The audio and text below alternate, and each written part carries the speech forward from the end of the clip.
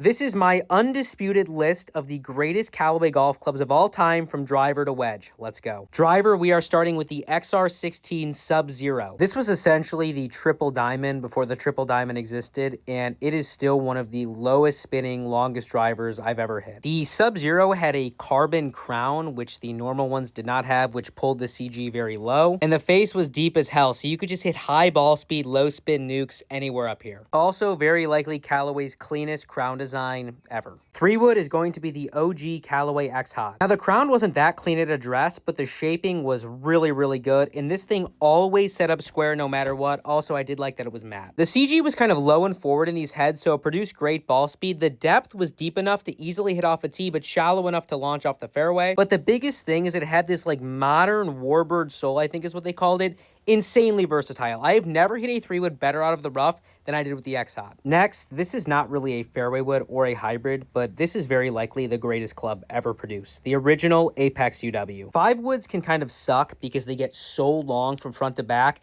This was like if a 5-wood and a hybrid had a baby. Incredible shape. And you just had a bunch of mass forward in these heads so they didn't spin. Like I had a 21 that launched high as shit, but it went as far as a 5-wood should. Absolutely incredible. This is my petition for Callaway to bring back the Apex UW in its original form. Not the new one. The updated one was meh.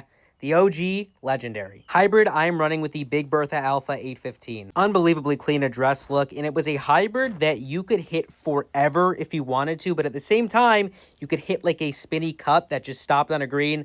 Absolutely phenomenal. I actually bought probably 3 backups of the 20 degree I had. Irons, I am going with the 2013 X Forged. Now, Callaway irons always tend to have a little bit more offset than I'd like to see, but there's something about the way they shape it in terms of the proportions, the top line thickness, the blade length, where it just looks good. And honestly, I never minded the offset in the 2013 model. These also felt absolutely incredible, and the amount of grooves they had made it so when you hit a long iron and it got to its apex, it just hung there a little bit longer than sometimes you tend to see with modern clubs.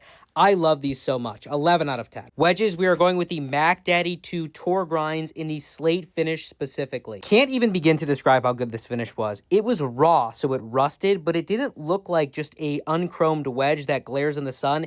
It had this dark gunmetal finish that had no glare and then rusted. Insane. Straight enough in the leading edge to look like a distance wedge, but enough roundedness to open this thing up. And the way the hosel moves into the leading edge, it's just not goosenecky at all. Face was stupid spinny. And because the Tour Grind was its own model, you could play this T-style grind all the way down to your gap wedge, so it made all of your wedges ridiculously versatile. I feel like a lot of people forget how many good golf clubs Callaway's made, but I'm curious to hear what you guys think. Do you think there's any others? Let me know.